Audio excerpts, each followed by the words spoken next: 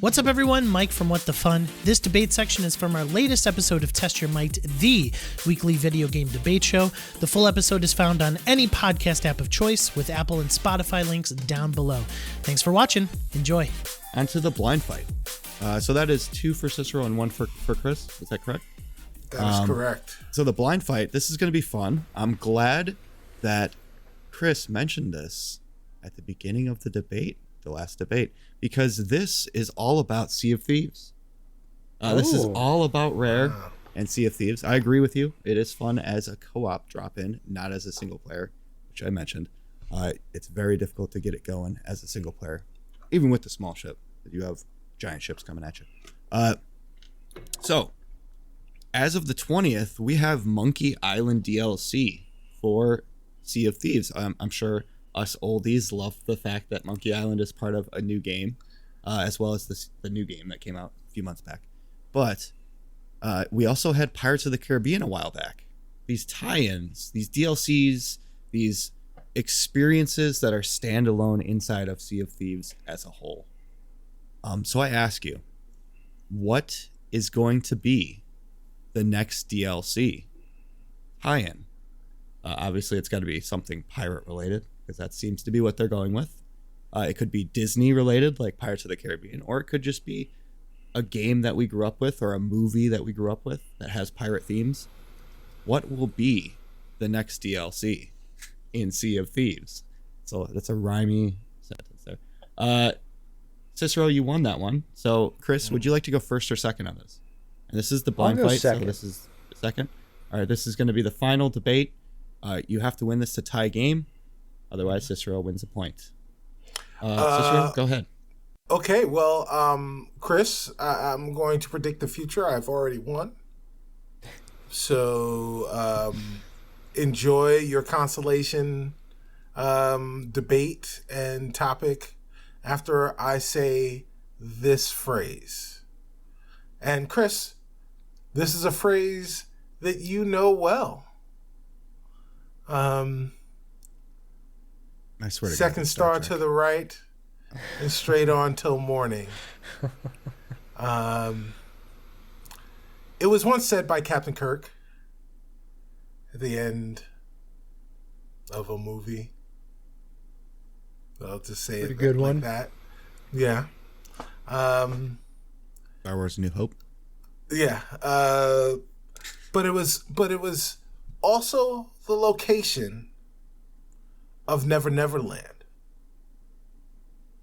And that, of course, is the home of Peter Pan and the pirates and the Jolly Roger, captained by none other than James Hook.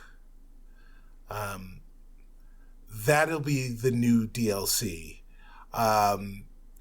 Questionable about whether or not it is a Disney property. I think it technically is not a Disney property, and you don't have to use the Disney iconography. So they can, I think it is under free use right now, so you can make a Peter Pan and the Pirates DLC, but they could also just pay Disney and use the Disney stuff. But talking about something that would perfectly fit into that world, not only would you have all of the ship adventures, but you can add the alligator with the clock that will be chasing Captain Hook as Hook's ship is chasing you around the seas, but to find Tiger Lily and the rest of the indigenous people. I don't know if they'll necessarily use them, but they also have the mermaids, and the mermaids will be available. We've got mermaids already in Sea of Thieves. You can find them in the game, but these would be different mermaids in a different area of the sea.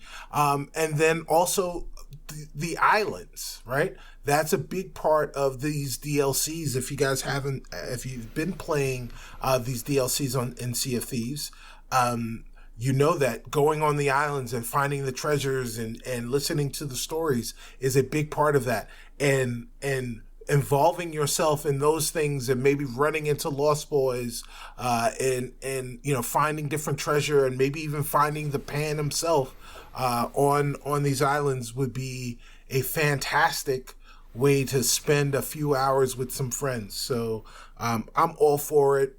Let's believe and clap our hands really, really loud so an angel gets its wings, or we can make. I do believe in fairies. I don't know, whatever it was that we said to make the thing happen with the Peter Pans. You should do that, and then Justin, you should just give me the win. I hope that Rufio and Julia Roberts is in your version. Oh yes, of course, and duh. Robin Williams, of course. So then it's then it's Hook DLC. Yeah. Go ahead, Clau. What do you got to beat out the Pan? Look, I just want to have fun. I just want to get into maybe an irreverent spirit without breaking the core gameplay that makes Sea of Thieves such a fun kind of experience. Look, Peter Pan would be a blast. There is a lot of mythology that's around it, and I feel like you might have to stay a little too narrow in terms of the things that you can do, because if you're a pirate, then you're fighting against Peter Pan, right? Are you trying to curry the favor of Captain Hook? I don't necessarily want to do that. But I'm out trying to find treasure, man. What I might want to do is take orders from Captain Kermit. Muppet Treasure Island DLC for Sea of Thieves, I think would be a blast, because not only do you have the core fundamentals of what makes Sea of Thieves, but you can also interact with these timeless icons of comedy. You could have Kermit there. You could run on tasks for Fozzie. You could try and curry the favor of Miss Piggy if you want to, all while seeking out that booty. I love the Muppets. I would love a game with the Muppets, and I would doubly love Sea of Thieves with Muppets. Give me the Waka Waka while being a pirate. That sounds to me like a mashup made in heaven. Well, I'm glad neither of you went with my selection, which was Goonies or Treasure Planet. Cicero, over to you. Yeah, flying ships. Yeah, let's go crazy. That's my thing. Goonies was a thought, but I'll save that for when Mike's around. So I love the Muppets. I love Muppet Treasure Island. I think that is great. We can get some Waka Wakas in there. That's really cool. But it's all about the merch. It's all about the things that you can add to your ship, and those are things that you'll find in Peter Pan, right? I can get a Peter Pan outfit, so I could walk around looking like Pan, or I could look like Rufio, or I could, get a hook, or, well, you can already get a hook. You can already have a hook or a peg leg or something like that. But I can, dress my ships up with all of those different things. Like those, like it's all about the accessories, and Peter Pan is built for the accessories. And don't get me wrong, a bow with Gonzo's nose on it would be hilarious for a little while, but it's not the same as a Tinkerbell or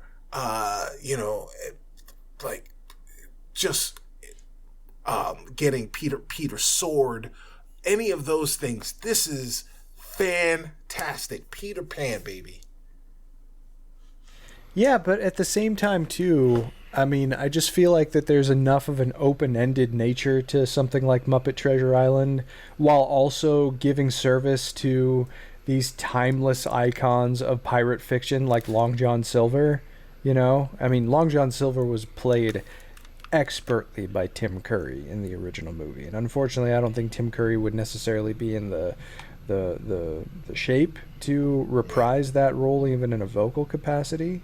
But there are a lot of really talented sound-alikes out there, And I feel like if you have the presence of Long John Silver surrounded with the zaniness of the Muppet cast, there are so many different directions that you can go into as a player that just informs such a sense of fun, irreverence, exploration, and classic Muppet humor that I think a lot of people who are probably already playing Sea of Thieves would really appreciate. It's not to take away from the idea of teaming up with or against Captain Hook, but just in terms of sitting on the couch, dropping in with a few friends, and listening to Squire Trelawney in the voice of Fozzie Bear, or taking an order from Captain Abraham Smollett in the form of Kermit the Frog, and to go off and get your pirate booty.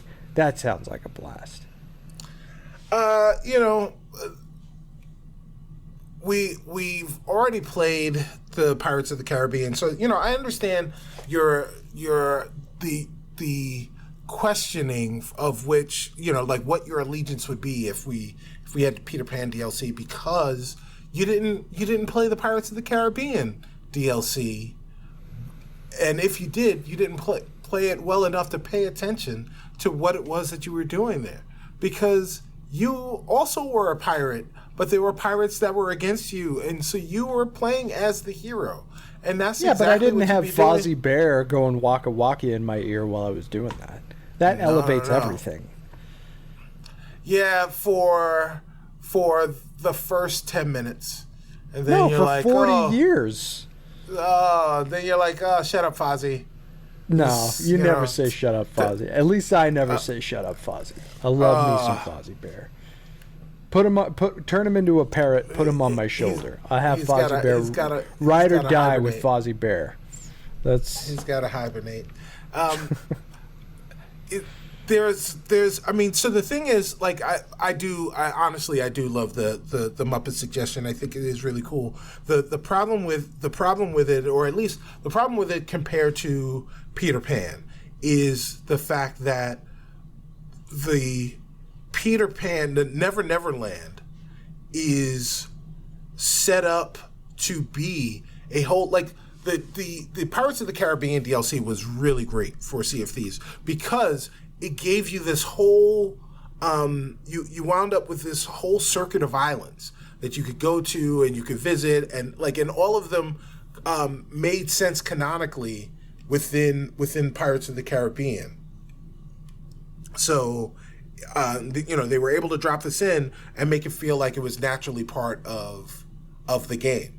We could do the exact same thing with Never Never Land, where you wind up in Never Never Land, and it's seemingly part of the game, and you've got this entire circuit of islands from which you can get all sorts of different treasure, you can get different missions. There's all these different things that you can discover and encounter as a result of being in this particular section of the game, and it all feels natural. The problem with Muppet Treasure Island is it's about the personalities, and all that stuff is great, right? Getting the instructions from Fozzie, getting a mission from Kermit will be really, really cool, but you don't, they'll have you going to places that you've already been before, or maybe it'll just be the island from Muppet Treasure Island, and that's it. There was just one island. And Never Never Land is a series of places. It's almost like an archipelago. Mm-hmm. Yeah, but I mean, yes, Treasure Island is one place, but it is the place to go. If it's not only about finding or exploring Treasure Island, it's about getting there. You said at the very beginning of our episode discussion that you are all about the journey. Well, let's have a journey that leads to Treasure Island. You have to find different tasks in order to get the map that gets you there. But once you get there, that's just the beginning. You have to scour that place. You have to fight through hordes. You have to take your orders from Fozzie Bear. You have to do all of these things in order to actually win the day and find the treasure with Muppet humor on top of that. It's all about the journey, man. It's all about the journey with Kermit the Frog. Right. Sea of Thieves is about the journey. It's about the journey on the sea, right?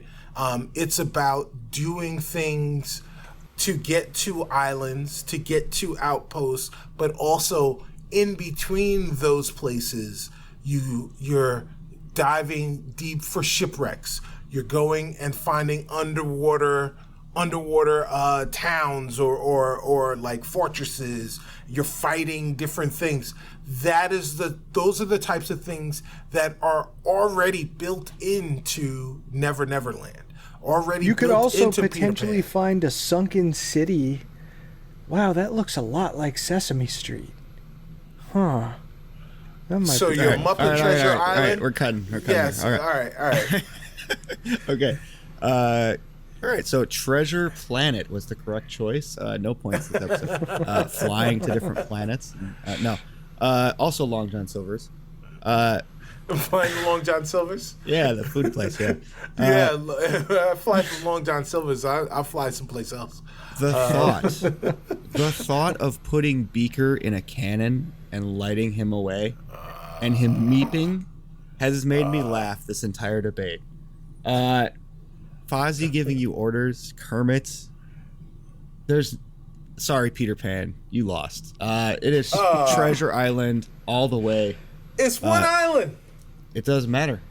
About the journey, man. It's about the journey. Back to the roots of the episode. That is a point for Chris Clow here, which is tied up. Tie game.